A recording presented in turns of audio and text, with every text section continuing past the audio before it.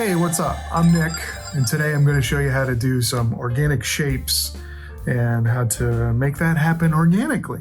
I've been working in this style for a long time, and it's not as intimidating and difficult as you may think. You'll definitely need to hone in your inking, drawing skills, but this is kind of a way that I do, I think the term is auto drawing, where you kind of just let the stream of consciousness fill the page.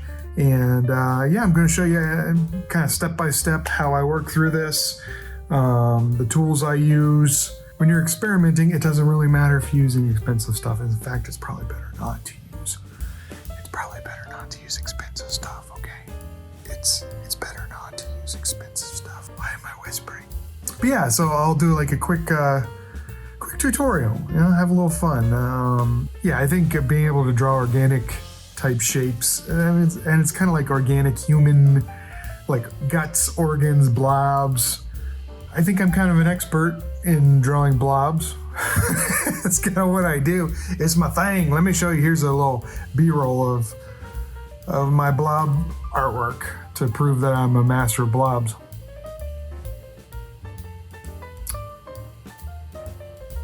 Okay, are you certain that I know what I'm talking about now? Yeah? Okay. I'm drawing this in my Moleskine watercolor sketchbook, and I'm just about finished, so I'm going to be doing a watercolor sketchbook tour very, very soon. Those seem to do really well. I'm excited to share this one, even though it's a span of quite a few years, and some of the artwork is a little embarrassing to me, but I'll definitely share it once this whole thing is done. And this is the last page, so we're done. Yay! Anyways, yeah, let's go. I'm going to show you how to draw blobs, okay? Let's go.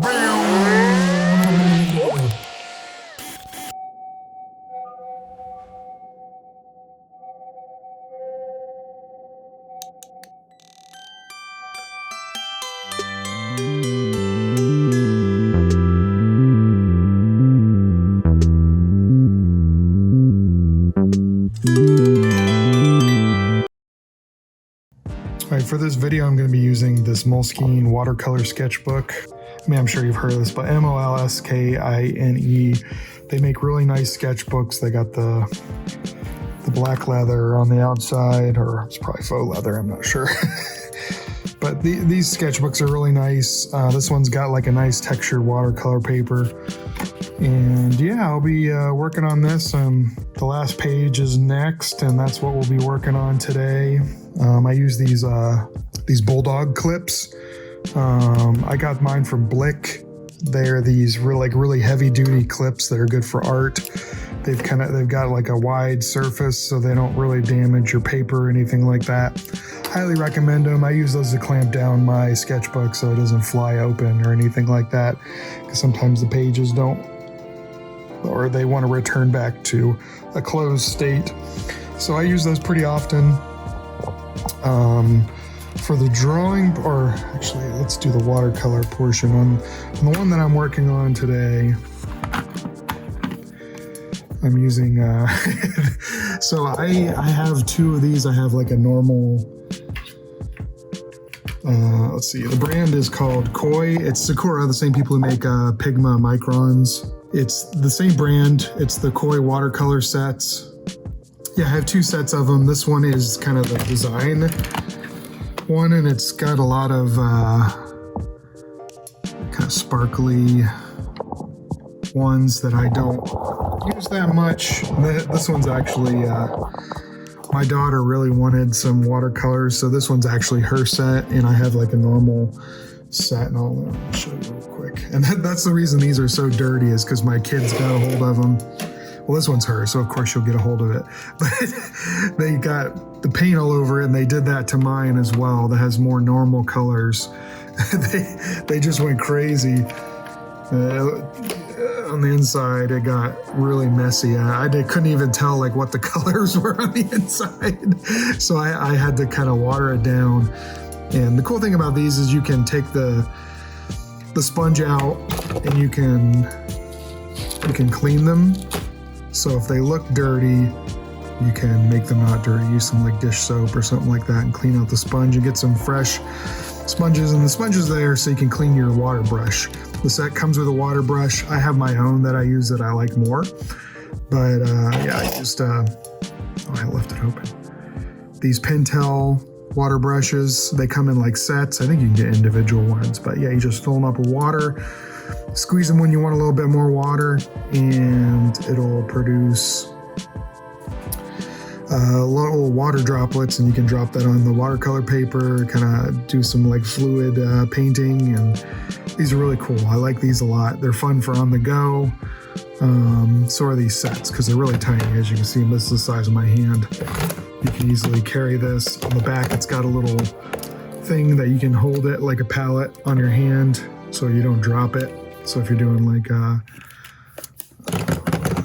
outdoor painting, landscape painting or something like that, it's a great set to take with you. But yeah, for this one, I worked on the designer set colors because it's got all these neon bright colors, and I think that's a fun color palette to work with when you're doing these surreal shapes that I'll show. Well, we'll get to it in a minute.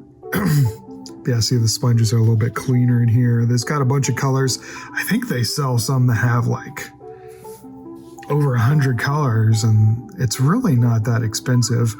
Are they as vivid and rich as like real legit watercolors, kind of the professional brand? No, but this is a sketchbook, so it's not that important to use expensive product, because I'm not planning on selling these sketchbooks ever. I don't think it's a good idea to sell your sketchbooks unless somebody offers you a lot of money. But I don't even. It'd be hard to consider because there's like so many memories and things that you learn in your sketchbooks. So yeah, anyways, that's that sketchbook. You'd just take your pen, your brush, here I'm right-handed, you dip it in, get it wet. I think my brush got a little dry, so you can kind of see the water going in. You dip it, get the paint in there, and you can mix your colors here. So see, I'm kind of mixing with that magenta color. Get another color. Obviously, I'm making a really nasty color, but you get the idea. You can mix your colors on this, and it's easy to clean since it's watercolor. You just get it wet and then wipe it off. And then you have a fresh palette. So yeah, these are a lot of fun, good practice watercolor palettes. Highly recommend. And the water brushes. Okay. And then for the inking, I just use this big, huge thing of ink. Just kidding, it's water. This is my dirty water that I've been cleaning my ink brush in. I use right here, it's Speedball Super Black. It's okay. It's not the best. It's probably good for like Speedball products, which they make a lot of Crow pens, which are really cool. I use this mainly because I went out of my way and bought this huge bottle of Speedball Super Black, and so I'm committed to using it for a very long time. And I don't know what I was thinking buying such a huge bottle, but oh well, it'll get used eventually. Okay, so you need water, you need ink, and then I use this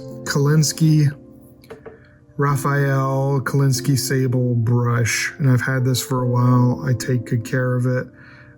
Be sure to keep it wet when you're using it. You don't want the ink to dry. I've got like a little bit of ink building up in there.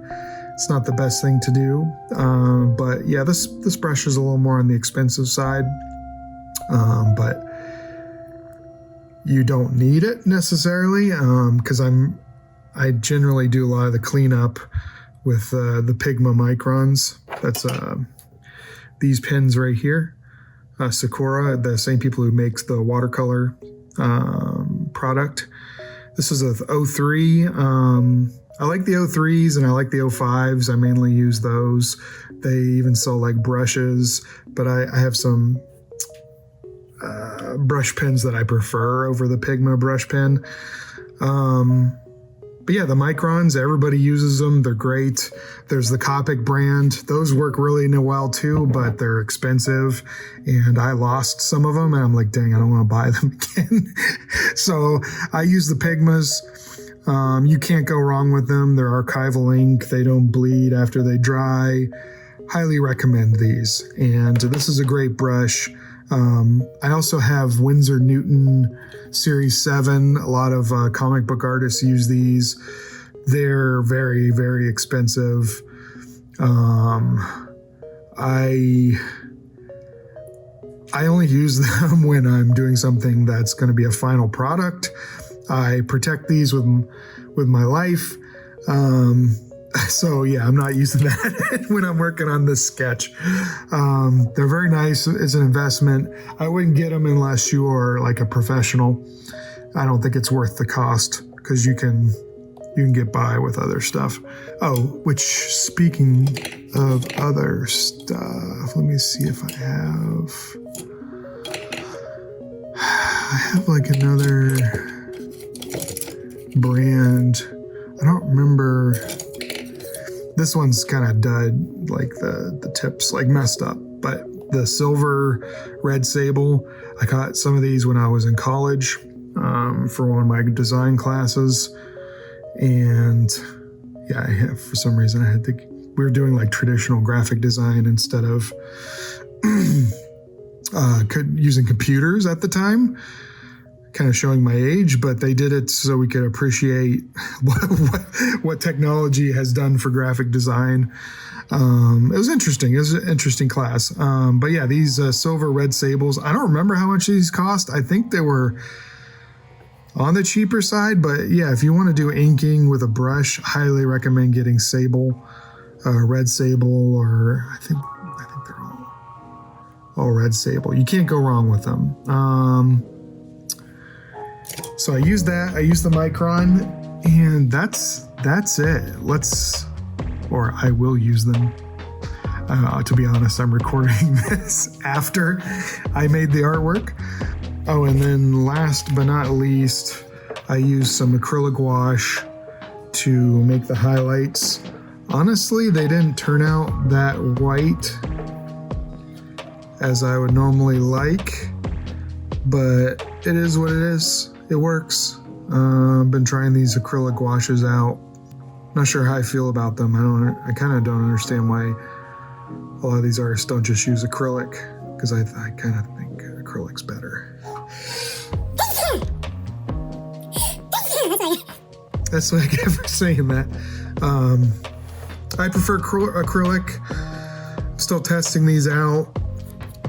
But yeah, I use this for the highlights. Because acrylic or gouache goes well with watercolor.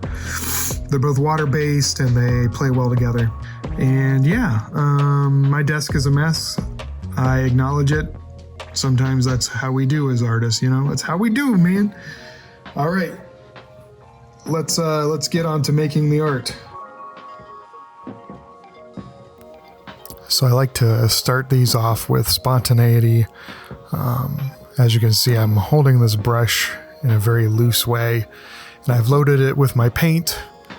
I decided to use fluorescent colors for this piece just because it pops, and I plan for the background to be black with ink. So I know that these these fluorescent colors will have maximum impact at the end once all the watercoloring and inking is done. So yeah, there's not too much preparation. Obviously, there's no sketch or anything like that. I'm kind of just placing paint on the page, and I do those squiggly lines like in the bottom right corner that are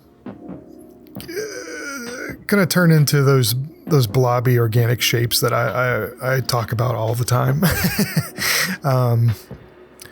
And yeah, here I also add water to my brush with the watercolor or water brushes. You can just squeeze the reservoir and water will come out. So use that to soften the edge, mix in more colors for wet on wet techniques. But yeah, I try to do heavily contrasting colors. Yellow and pink are both very warm, but I'll eventually add some blue to my sketch. But yeah, there's not a lot of thought process to this. I'm kind of just laying in paint because I have in mind that I'll figure out the details later once I get to the inking stage. This is like the fun abstract stage where you can just have fun, experiment, and definitely experiment because this isn't a sketchbook, and that's where you're supposed to play and figure things out. And then later on you can move this stuff over to a final painting, and that's a good time to use your professional tools, professional paints. That's when I would bring that stuff out, because you want to use your best when you're making something that you want to sell. But yeah, it's not that difficult. You kind of do swirly shapes to make round shapes, make lines, push down on the brush when you want to make thicker lines. The brush that I'm using is it's like a round, but it's like a little bit wider, extended. It's not quite a flat brush because it's got rounded edges. But yeah, like I said, this one's made by Pentel, and it's good for laying in large amounts of color. So yeah, another art theory principle that we're taking into consideration is contrast and space. I want to obviously fill the page, and sometimes I don't. If you want to kind of lean into a certain side of the page and maybe draw the eye to the right or something like that, you'll maybe concentrate all these shapes on that side of the page, or vice versa, or on the top or bottom. I would say that these paintings can kind of be put in any direction. So that's another thing you can experiment with, is once your artwork's complete, you can rotate the canvas, paper, whatever you're working on, and see which direction. My son's he's having a time right now. But yeah, you can rotate this in any direction and see which looks best. Since this is abstract and it can represent something, but it's more non-representational, so you have a lot more options of which way's up, which way's down. Yeah, these are more of these what I call ethereal enigma tech that I've mentioned in some of my other videos, are short for ETs, that are these, it's like they're like organisms that are like mechanical at the same time, and they can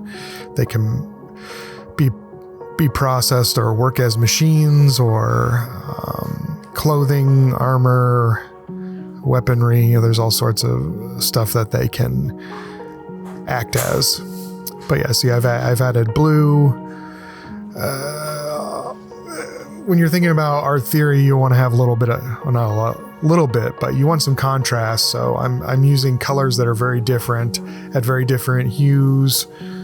If you squint your eyes, you can distinguish them.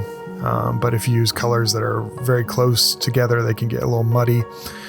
And I had some splatters, because who doesn't like a little splatter? It makes it a little more edgy or a little more exciting. And yeah, now I'm moving on to the inking stage, where I'm pulling out that Raphael brush, my super black ink, and the first thing I'm going to do is fill in the background, and you'll be able to quickly see the pop that this creates of the contrast between the black and the really fluorescent colors. It looks really nice. But yeah, with the brush, you want to find I've noticed this with a lot of artists. They use brushes for inking and watercolor and whatnot, where you're doing a lot of details. You want to find like a state or positioning for your hand that is most comfortable and gives you the greatest pull when you're making lines. You're moving your hands around, you're experimenting. Sometimes it's better to have your hand positioned a certain way than another when you're trying to do a certain curve at a certain angle or a straight line at a certain angle. So experiment where you can rotate the book, your sketchbook, but sometimes you're not able to, like when you're filming for YouTube. So I wasn't able to rotate the sketchbook like I might normally do to get the best angle, but you just you adapt and you adjust your hands, rotate at your wrist. You might hold it a different way for certain lines. I've had a lot of people tell me that I hold pins and whatnot like a left-handed person. And I'm not. I'm right-handed, but for some reason, I don't know what it is, but I don't know if this is true, but I kind of think it might actually help me in the long run when I'm making really clean lines, because I've always had an easier time with that sort of stuff. But I could be wrong, but yeah, definitely try and see what works best for you. It might not be the handwriting position that is best for making the lines that you want. Try things out. You might find that you've been doing something the wrong way the whole time. But yeah, I like to just fill in with brushes because it would take forever to fill these large gaps in with a micron pen. You can use bigger brushes than this, but it's a relatively small sketchbook, so I didn't need to use a huge brush. But yeah, I first wet my brush. I add water to it to make sure the ink doesn't dry while I'm using the brush, because I don't want there to be ink buildup, and I think that can definitely ruin these brushes. So be mindful of that. You can go pretty good amount of time without having to re-wet your brush, but I do every so often re-wet it, just to keep it fresh and not keep the ink active in the brush and not dry up. And you also, one thing that I think a lot of artists miss and don't focus on is their brush tip shape.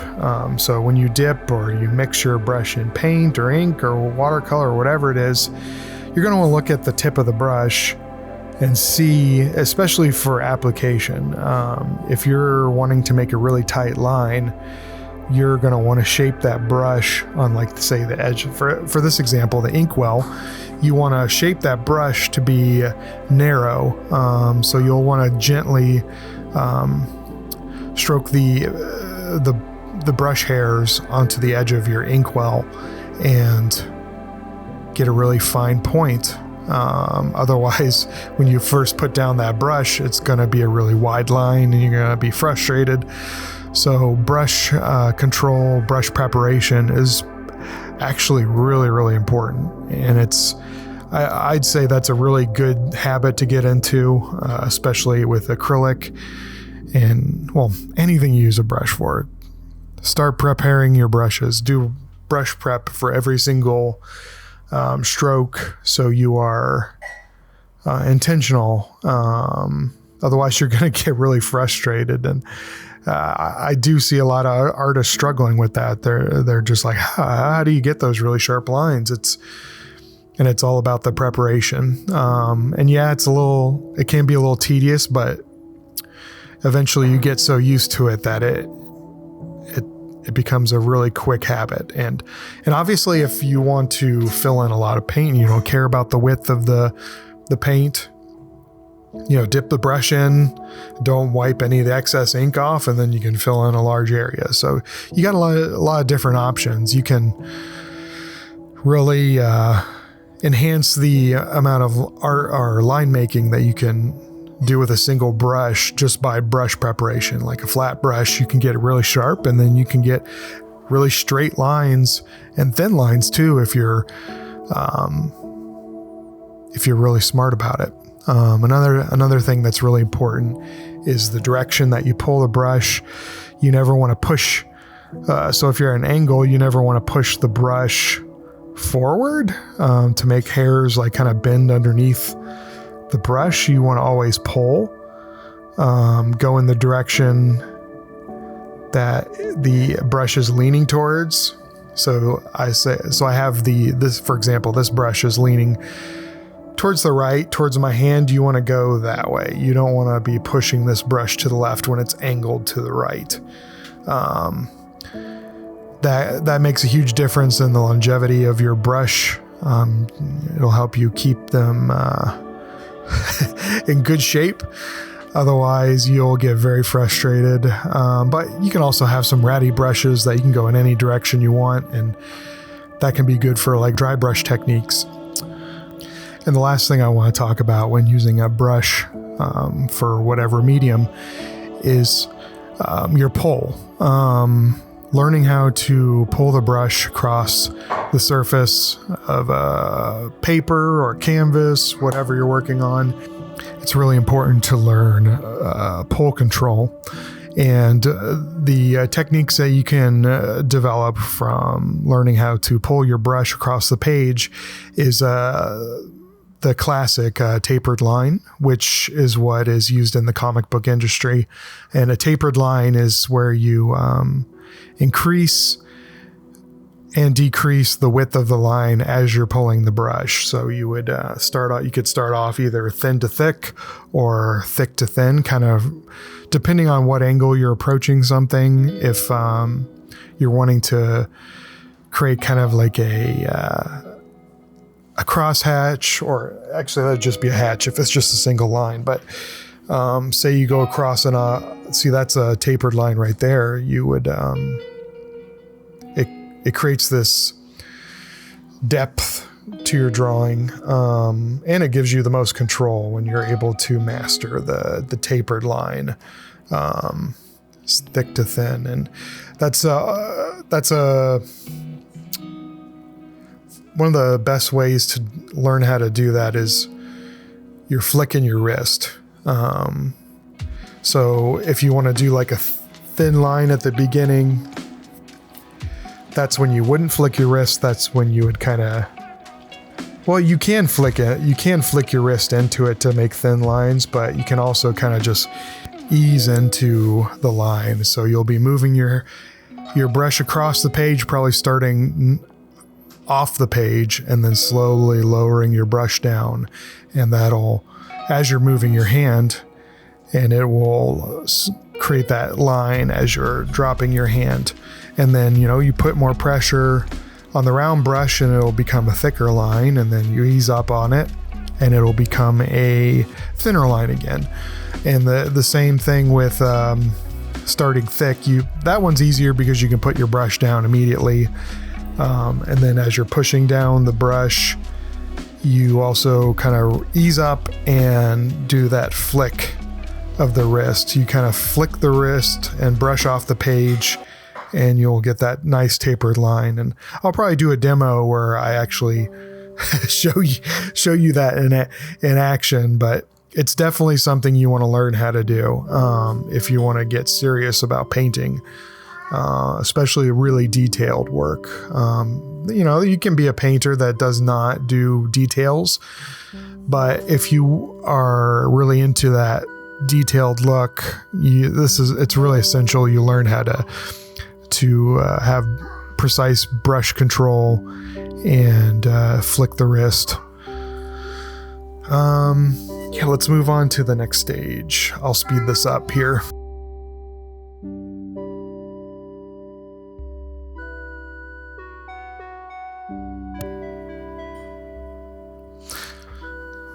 All right, so what I move on next to is the details with the micron. I do a lot of line making and decisions. That's what I want to talk about now, is making decisions about what is what in this image. The watercolor lays out the foundation. So when you are being free and just playing around with the watercolors, that does the groundwork for you. So when you get to this stage, you kind of interpret what that stream of consciousness painting created. So I've got these shapes and swooshes and swirls and stuff that kind of looks like your guts and organs, and you just start making lines that feel good, that feel right. I don't know if it feels good, but it feels good to make art. And something that I like to draw is those swirly, gutsy shapes. So I usually interpret my colors in that way. I have that in mind because that's what I generally do with my painting. And you can interpret some of the lighter areas here. As you can see, there's a dark area here in that pink fluorescent color. So I kind of interpret that as, that can be one of those squiggly lines that goes back and forth. And when you're drawing organic shapes, you can be really rough and make a lot of like ticks and marks on your page that don't really have to make that much sense, because you're having fun. You're playing around with these rounded shapes. And typically, organic shapes have a lot more of a curve to it. So you're making a lot more of a curved shape. So your hatching can have kind of a roundness to them, where you're implying the form of that rounded object, and using those tapered lines. Even at this smaller level, you also take those principles into consideration.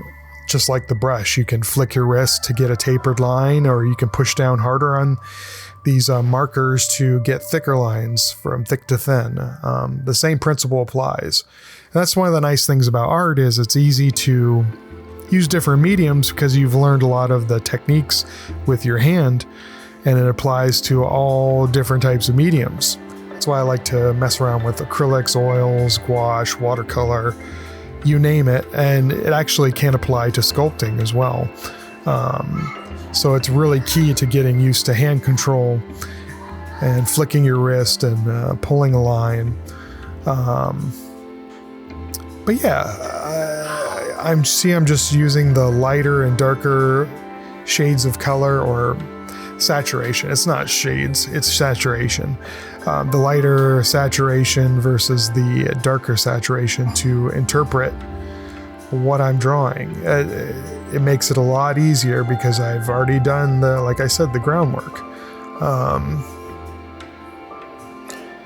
And you can use hatching to inform like the bottom of an object versus the top. Typically I'll hatch it where I think about where the light source is coming in. If the light source is on the top, I'll hatch more on the bottom, because that gives it a little more weight, a little more volume. And I think the last thing I want to talk about that'll help you with your organic shapes is contour lines, how lines can overlap each other, or one gets cut off by the other. That really helps to create depth in your image, where some lines are coming closer to the viewer and other lines are going back behind the viewer. And once you get more comfortable with this style, start mixing in hard surface, straight lines with organic shapes, and you can start to make some pretty wild compositions.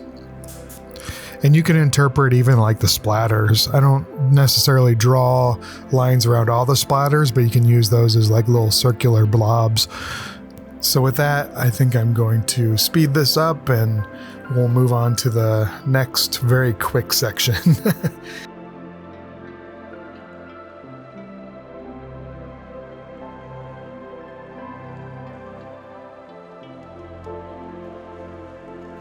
Alright, so now we bring out the gouache. Since I'm only using white, I just put the brush directly into the tube and dab a little bit of white on all the little blobs in the same direction. Since it's a highlight, it's all these objects are receiving light from the same source. At least in this image, I put them all in the same location that they would have light hit the object. And the way to learn where these highlights would go is Stare at objects, stare at round objects. If you're looking for round shapes, you'll go out in the sun, maybe have like an inner tube or something like that. I have looked at like inner tube in the pool and seen how the light hits that, and you'll kind of get a feel for what direction that light hits. It's not at the very top. It's more kind of top, in between the middle and the top. And that's just learning from experience. You got to learn to look with your eyes and really see the details. I think that's another huge part of being an artist, even if you're abstract or not a realist. You still want to be able to understand how light works. So dab on some white and you're done. Or you can be done, or you can take this further.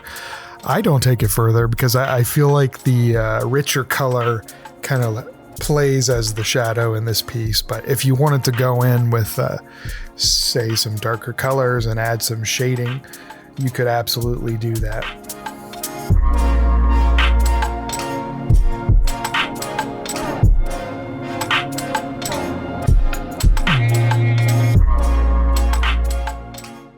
Alright, well that's the end. I'm Nicholas Roberts. Thank you for watching. Remember to like, share, and subscribe.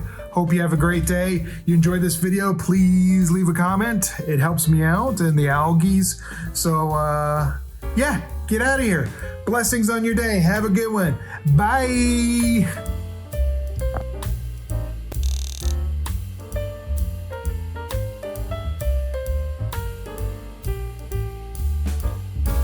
What are you still doing here? You should have moved on to the next video. Why don't you go watch one of mine? I'd appreciate it. I'd appreciate it. Why don't you go watch another one of my videos? You might learn something. Or you might learn to hate me. Please don't hate me. Okay. Well, are you lonely? Okay. Well, leave a comment. I'll talk to you. I'll comment back. All right. Bye.